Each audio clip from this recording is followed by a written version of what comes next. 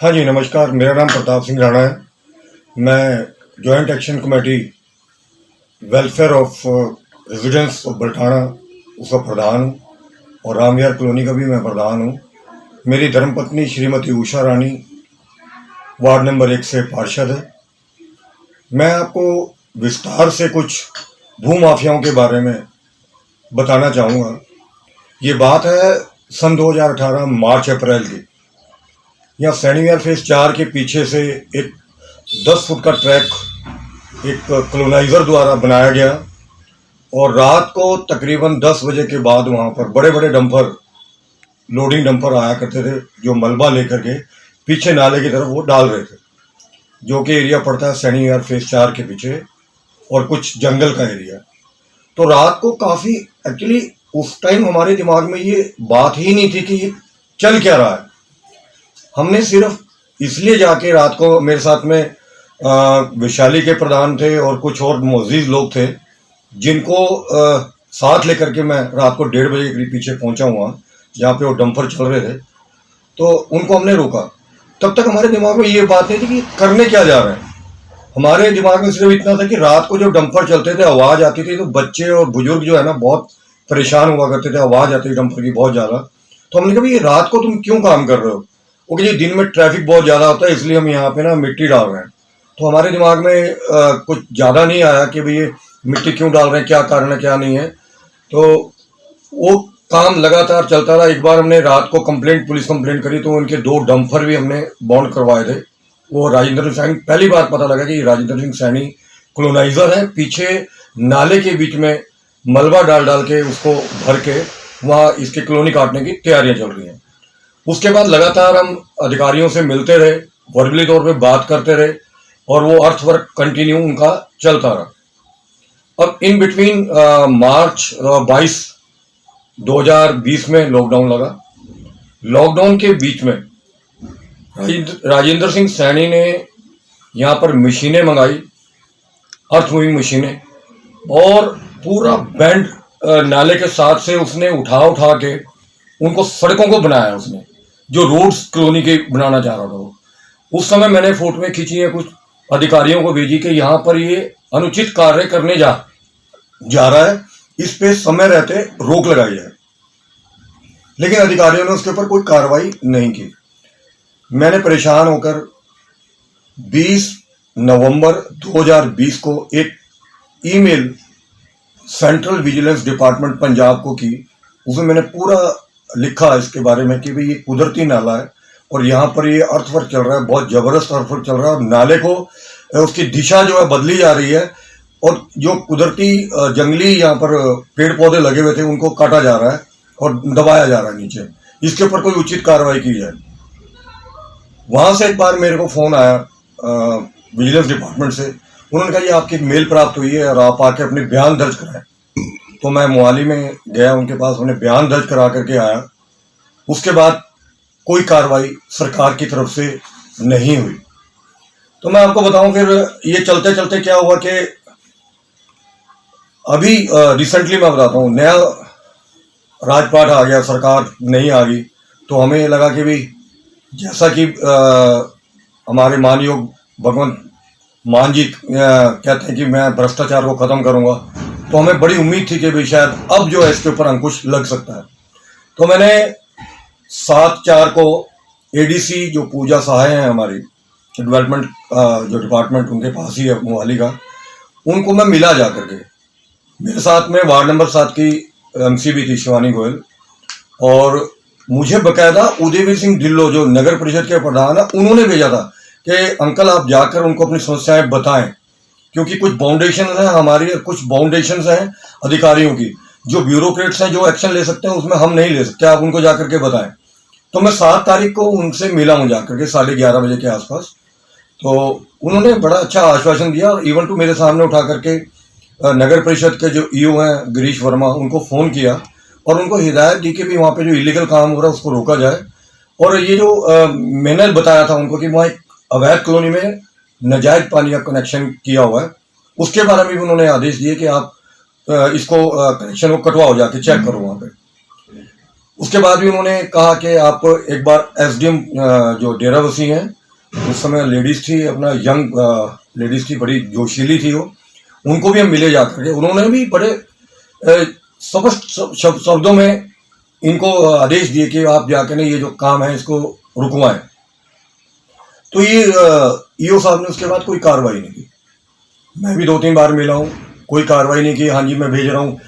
ये खाना पूर्ति के नाम पे निर्दोष शर्मा जो वहाँ पर बिल्डिंग इंस्पेक्टर है, वो गाड़ी लेके पीछे आते थे, वो एक आधा कोई मकान बन रहा था उसका सामान उठा के ले जाते थे। अब आप देखिए, कॉलोनाइजर इलीगल कॉलोनी काट रहा है, उसके ऊपर कोई कार्रवाई सरकार नहीं कर रही है। जो गरीब आदमी पूरी जीवन भर की पूंजी यहाँ पर फंस गया लगा करके, और वो मकान बना रहा है, उसका सामान उठा करके ले जा रहा है। कॉलोनी बनाने पर कोई रोक नहीं लगाई जा रही है। तो हमने अधिकारियों को बताया, हमने कि आप कॉलोनाइजर के खिलाफ कोई कार्रवाई करो, वो तो प्लाट बेच रहा है, गरीब आदमी फंस गए, उनका क्या कसूर है इसमें। तो निर्दोष शर्मा आता, सामान उठा के चला जाता, और वो बिल्डिंग जो जैसे आज अगर लेंटर पे, तो अगले बार जो अगले हफ्ते था वो पूरी बिल्डिंग उन्होंने लेंटर डाल के तैयार कर देंगे। मेरे ये स्टेप उठाते उठाते मैं आपको बता दूं, यहाँ पीछे कोई भी मकान नहीं था जब से मैं ये इसके बारे में लिख रहा हूँ। आज जाकर के देखिए, वहां मेरे ख्याल नहीं ज्यादा 15-20 मकान, 3-3 मंजिल तक उन्होंने मकान तैयार कर दिए हैं। ये सिर्फ क्या हुआ है कि सरकार की देखरेख में सारा काम हो रहा है।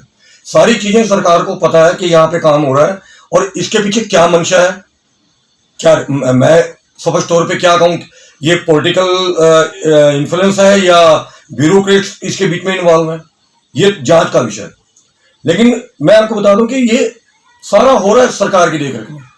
तो हमारे पीछे जो विशाली एन्क्लेव में एक सीवर का उद्घाटन था, तो यहाँ पर मैंने अपने वार्ड में आमंत्रित किया था जो हमारे माननीय अभी विधायक साहब हैं कुलजीत सिंह रंधावा जी। तो हमने कहा आप आइए, आप बड़ा अच्छा लग रहा है हमें, भगवंत मान जी कह रहे हैं कि हम यहाँ पर भ्रष्टाचार खत्म करेंगे, हमारे यहाँ कॉलोनी में आके इस सीवर का उद्घाटन कीजिए और हम आपको कुछ चीज़ दिखाएंगे यहाँ पे। तो इस सीवर के उद्घाटन के बाद में उनको पीछे साइड पे लेकर के गया, उनको दिखाया मैंने कि देखिए यहाँ पर किस तरह के अवैध निर्माण हो रहे हैं, और ये जो निर्माण जो हो रहा है ये लोगों की जान से खिलवाड़ हो रहा है। अगर कल को नाला प्राकृतिक रूप में आ जाता, अपने पुराने रूप में आ जाता, जितने ये मकान मिट्टी का भरत भर भर के यहाँ पे मलबा डाल डाल के मकान बनाए गए हैं, ये यहाँ पर एक भी मकान नहीं बचेगा। उसके बाद सरकार इंक्वायरियां करेगी, इंक्वायरी कमीशन बैठा देगी, लेकिन जो लोग जान से चले जाएंगे वो उसकी भरपाई कोई भी सरकार नहीं कर सकती। तो जब ये इस तरह उन्होंने उस समय मीडिया के सामने भी आश्वासन दिया कि भी भ्रष्टाचार कोई भी आदमी अगर मेरा भाई भी कर रहा है तो मैं उसको भी नहीं बख्शूंगा और मैं एक्शन लूंगा। ये एपिसोड खत्म हुआ, हमें भी आश्वासन था कि ये इसके ऊपर कोई रोक लगेगी, लेकिन इसके ऊपर कोई रोक नहीं लगी। मैंने एक व्हाट्सएप मैसेज 11/4 को 11/4 को एडीसी मैडम को किया था, और उसमें ये लिखा था कि मैं 7 तारीख को आपसे मिलके गया था, उसके ऊपर कोई कार्रवाई नहीं हुई। तो वो कहते हैं कि भी उन्होंने लिखा कि इसके ऊपर ईओ जीरपुर एक्शन लेंगे। फिर 29 तारीख को मैंने फिर 29/4 को मैंने लिखा illegal construction is being done at the end of Vishali enclave and senior phase 4। उन्होंने रिप्लाई दिया noted and send to EO. Okay, उसके बाद तकरीबन 1 महीने के बाद मतलब 21/5 को मैंने फिर एडीसी मैडम को व्हाट्सएप मैसेज किया, जिसे मैंने लिखा very sorry to say that till date no action has been taken. No action मतलब बिल्डर्स के खिलाफ, मतलब जो कॉलोनाइजर के खिलाफ कोई एक्शन अभी तक नहीं लिया गया। तो उधर से कोई रिप्लाई नहीं आया मुझे।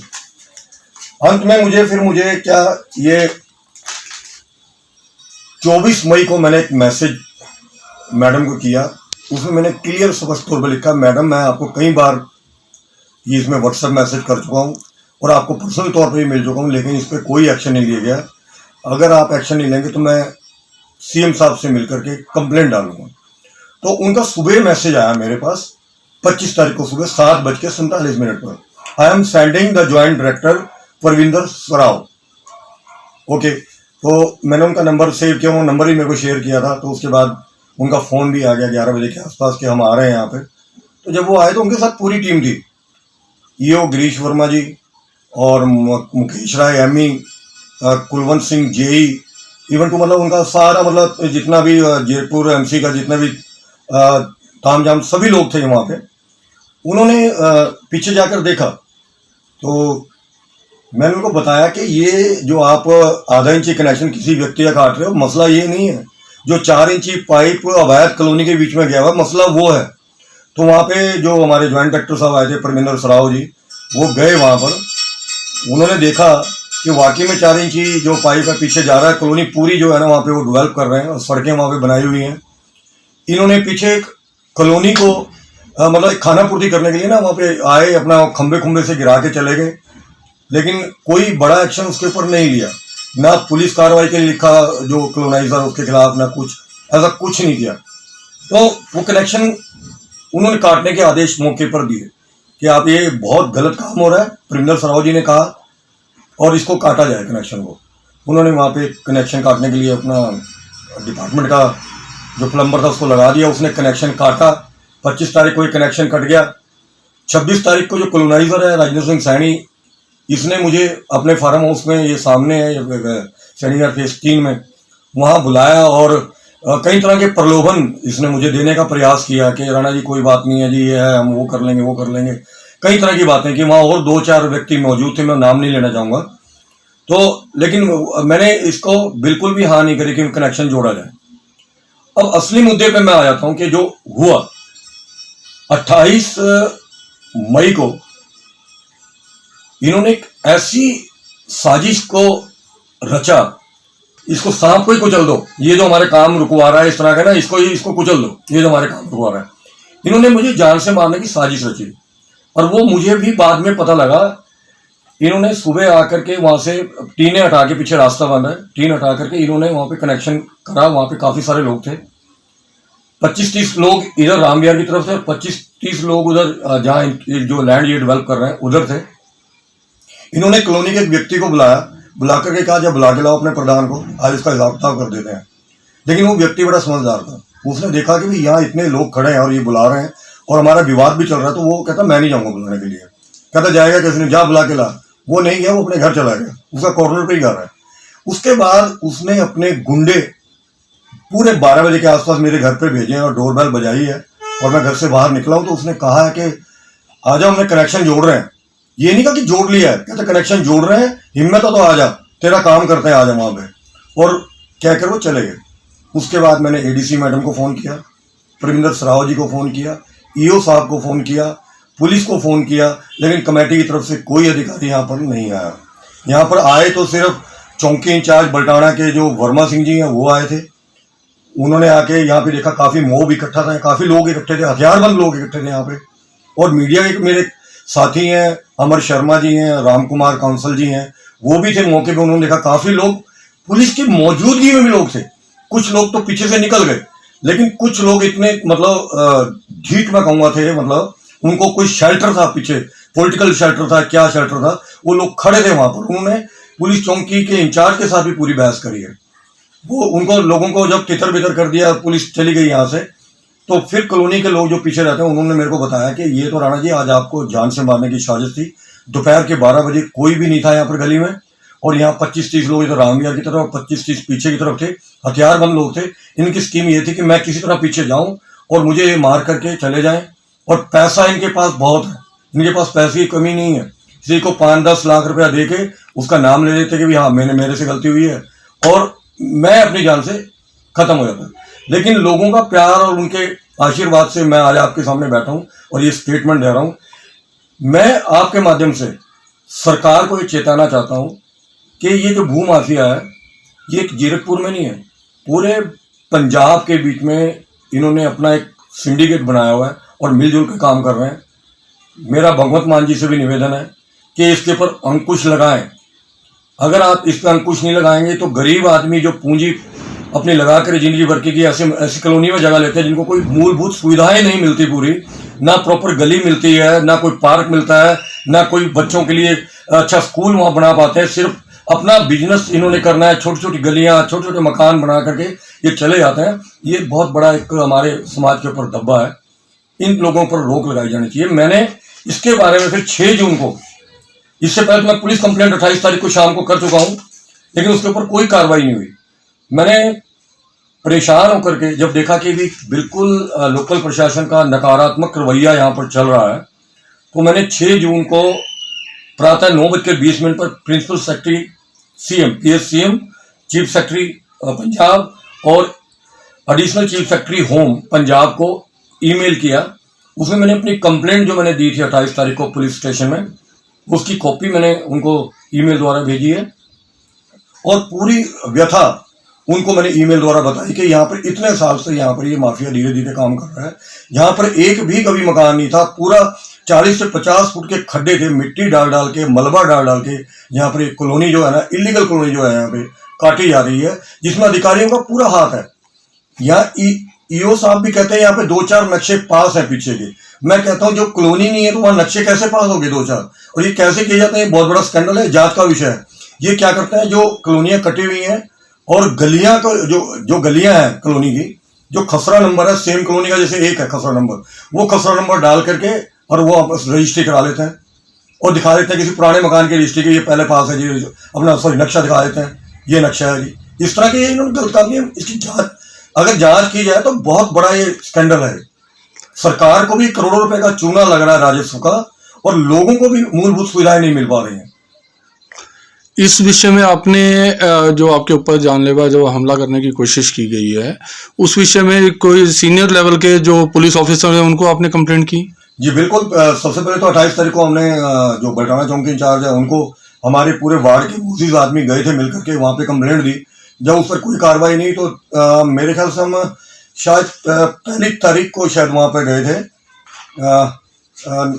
1 तारीख थी शायद, हाँ 1 तारीख को गए थे। SHO साहब ने हमें बुलाया था वहाँ पे और उन्होंने कहा कि मैं थोड़ा बिजी चल रहा हूँ और इसके ऊपर हम कार्रवाई करेंगे, और 2-3 घंटे बैठने के बाद हमारी मुलाकात हुई थी उनसे। लेकिन अभी तक आप देख लीजिए, अभी आज तारीख हो गई है 21 तारीख हो गई है, अभी तक आप ये देखिए पर्चा दर्ज करना तो बहुत दूर की बात है, कोई जांच अधिकारी यहाँ पर किसी की स्टेटमेंट लेने नहीं आया। जो लोकल लोग यहाँ पे थे उस टाइम मौजूद थे, या जो एविडेंस थे उस टाइम के, किसकी मतलब जांच तो की जाए इसकी कि मैं सच बोल रहा हूँ या झूठ बोल रहा हूँ।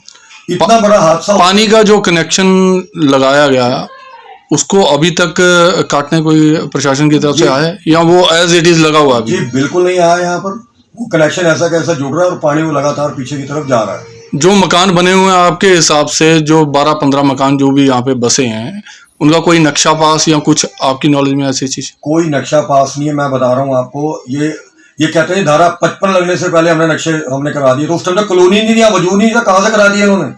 आप कोई सैटेलाइट इमेज उठा लो 5 साल पहले, आपको पता लग जाएगा यहाँ था क्या, नाला जा रहा था यहाँ से, तो यह नक्शा कौन पास कर देगा उस टाइम का। ये मैं कहता हूँ जांच का विषय है, इसकी अगर जांच की जाए तो बहुत सारे लोग जो है ना यहाँ पर इसमें संलिप्त पाए जाएंगे। जो मिट्टी इन्होंने डाली है, मिट्टी डालने के बाद भी क्योंकि वो गाद बन जाती है, कम से कम 5 से 6 साल का समय लगता है कि उसको पक्का होने के मिट्टी, उससे पहले इन्होंने घर बना दिए हैं, तो किसी न किसी बड़े हादसे को जन्म दे सकता है। 3 बार बैठा जी वहाँ पे, इन्होंने मकान जो बनाया वो 3 बार बैठा, उसमें RCC के इन्होंने बीम बूम लगा के उसको खड़ा करते रहे, और वही मकान अभी इन्होंने 3 मंजिल बना दिया और वेट बढ़ा दिया उसका। और प्रशासन की तरफ से उसके अगेंस्ट भी कोई कार्रवाई नहीं की? मैं बता रहा हूँ, प्रशासन नाम की चीज यहाँ पर बिल्कुल नहीं है। यहाँ पर सारा कुछ जो हो रहा है आंख मूंद के प्रशासन बैठा हुआ है। ये अधिकारी इतने भ्रष्टाचार में लिप्त हो चुके हैं, इनको किसी की जान की भी परवाह नहीं है। अगर यहाँ पर कोई हादसा हो जाए, जैसे बरसात है, मैंने अभी 2 महीने पहले रिक्वेस्ट की थी ईओ साहब को कि मैं ये नाला तो साफ करवा दो, कम से कम यहाँ मशीनें चलवा दो कि बरसाती पानी सुचारू रूप से चलता रहे। आज तक यहाँ पर JCB नहीं भेजी गई भाई नाला साफ करवा दें। अब ये बताइए, अगर यहाँ पर जैसे इन्होंने आगे नाले को उधर कर रखा है और नाला पुरानी जगह टक्कर मारते, मकान तो गए सारे के सारे, फिर क्या होगा? आम आदमी पार्टी के जो मिनिस्टर हैं कुलदीप धालीवाल जी, वो तो पंचायती जमीनों को खाली करवाते फिर रहे हैं, और यहाँ पे इलीगल कंस्ट्रक्शन। क्या आपको लगता है कि आम आदमी पार्टी के कुछ लोग इसके अंदर इन्वॉल्व हैं? अभी तक मुझे नजर नहीं आया ग्राउंड लेवल पे। मैंने अभी अखबारों में पढ़ा कि इतना बहुत अच्छा काम हो रहा है राज्य स्तर पर, लेकिन मैं लोकल लेवल पर देख रहा हूँ कि इसके बारे में मैं MLA साहब को भी अवगत करा चुका हूँ, लेकिन कोई एक्शन नहीं हुआ। मेरे ऊपर इतना बड़ा जानलेवा हमला करने का इन्होंने प्रयास किया, इसके ऊपर एक जांच भी नहीं की गई। कितने दुख की बात है कि पब्लिक के नुमाइंदे हैं, हम चुने हुए नुमाइंदे हैं, अगर हमारे साथ इस तरह की घटना हो रही है तो क्या हम अपने क्षेत्र के लोगों को सुरक्षित रख पाएंगे? ये एक सवालिया निशान है सर। एमएलए रंधावा जी को आपने जब कंप्लेंट की तो उसके बाद उनकी तरफ से क्या आश्वासन आपको दिया गया? उन्होंने कोई कार्रवाई अभी तक बनती कार्रवाई की अभी तक नहीं की? कोई कार्रवाई नहीं की, सिर्फ उन्होंने कहा हम करेंगे, इसके बारे में बैठ के बात करेंगे। अभी पीछे संगरूर के इलेक्शन अभी मेरे कल चल रहे हैं, आज इलेक्शन शायद कल परसों इलेक्शन है, तो वो चुनावी सभा में और ये अपना हरियाणा में जो नगर पालिका इलेक्शन थे उसमें बिजी थे, लेकिन अभी तक कोई कार्रवाई नहीं हुई। यार ये बात काफ़ी अब ये देखिए आप 28 तारीख का ये हादसा हुआ है और दोबारा ये 28 आने वाली है। अब तकरीबन लगभग पौना महीना इस पे आप आम आदमी पार्टी से, आपकी वाइफ पार्षद है, अगर आम आदमी के पार्षद का काम नहीं हो रहा तो नॉर्मल इंसान जो है या बाकी पार्षद है उनका काम कैसे होंगे? आप बिल्कुल सही कह रहे हैं। देखिए मेरी जो धर्मपत्नी वो आम आदमी पार्टी से पार्षद नहीं है, कांग्रेस से पार्षद है वो।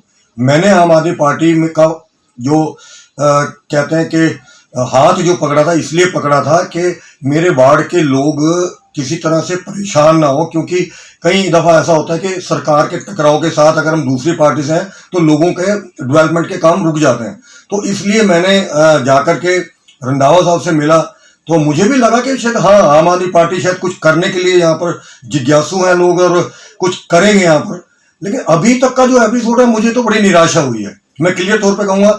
और किसी तरह ये मैसेज मेरा मुख्यमंत्री महोदय तक पहुँचे कि आप ऊपर के लेवल पे काम कर रहे हैं, बहुत अच्छे काम कर रहे हैं। आपने एक मंत्री जो कि इतने सीनियर पोस्ट के ऊपर बैठा हुआ था, उनको भ्रष्टाचार के आरोप में उनको बर्खास्त किया और सलाखों के पीछे पहुँचाया।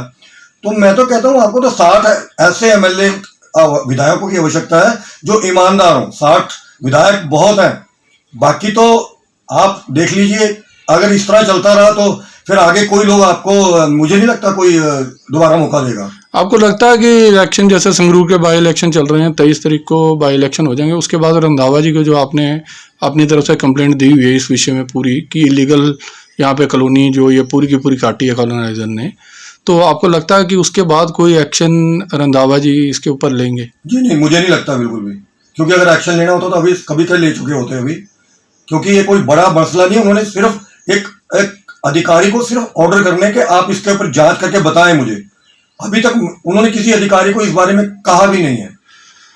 आपने टाइम टू टाइम काफ़ी समाज सेवा का काम करते रहे हैं और आपने कई बार भूख हड़ताल भी अलग अलग मुद्दों के ऊपर की है, तो आपको नहीं लगता कि अगर ये आपका मसला प्रशासन से हल नहीं होता तो आपको कोई एक बड़ा स्टेप उठा के इस विषय में सोचना चाहिए? क्योंकि आपकी जान को जैसे आपने बताया कि खतरा है और विधायक महोदय भी कोई भी एक्शन नहीं ले रहे, प्रशासन की तरफ से भी कोई एक्शन नहीं लिया जा रहा, तो आपको नहीं लगता कि इसको एक मतलब एज ए सामाजिक कार्यकर्ता आपको कोई बड़ा स्टेप उठाना चाहिए? आप बिल्कुल सही कह रहे हैं, मैं इसके बारे में प्लान कर रहा हूँ अभी। एक्चुअली मुझे अपनी जान का कोई वो लालच नहीं कि मैं मतलब सारी, देखिए आदमी की जिंदगी का कोई भरोसा नहीं है। आज एक सांस आ रहा है, अगले क्षण वो सांस आए ना आए, लेकिन मैं एक सामाजिक आदमी हूँ, समाज के काम करता रहूँ, जितने दिन करूँगा जितना बढ़िया डेवलपमेंट का काम यहाँ करूँगा, एक संतोष होगा जीवन छोड़ने का। लेकिन ये जो असामाजिक तत्व है, इनके हाथों अगर मेरे साथ कोई घटना घटती है वो मेरे लिए दुखदायी है। अगर समाज के कार्य के लिए मेरी जान जाती है तो कोई दिक्कत नहीं है मुझे। अब मैं बता रहा हूँ आपको, ये आज तारीख 21 तारीख हो गई है, मैं 10 दिन का समय दे रहा हूँ अभी। अगर 10 दिन तक इस पर कोई कार्रवाई नहीं होती और सरकार की तरफ से, तो फिर मैं दोबारा फिर अपना जो आंदोलन का रास्ता अपनाऊंगा और इसके लिए सीधा सीधा प्रशासन और जो राजनीतिक दल यहाँ पर कार्य कर रहे हैं उनके वो जिम्मेदार होंगे। यानी कि आप एक तरीके से प्रशासन को आपने एक चेतावनी दे दी है और ये कह दिया है कि अगर ये मसला आपका हल नहीं होता तो आप 10 दिन बाद किसी न किसी अनशन पे या किसी और तरीके से। बिल्कुल मैं आंदोलन करूंगा। अपने जो मेरे वोटर्स हैं, मेरे यहाँ के जो प्रतिनिधि, अपना जो प्रधान जनरल सेक्रेटरी हैं कॉलोनियों के, मेरे यहाँ 6000 से ज़्यादा वोट है मेरे वार्ड की। जीरकपुर का सबसे बड़ा वार्ड है ये, वार्ड नंबर 1, और बहुत बुद्धिजीवी लोग यहाँ पर रहते हैं। उनसे सलाह करके हम किस तरह का आंदोलन का प्रारूप होगा उस तरह ही का प्रारूप हम रख के 10 दिन बाद आंदोलन होगा पक्का, ये निश्चित है। और किस तरह का होगा वो आपको सूचित कर दिया जाएगा।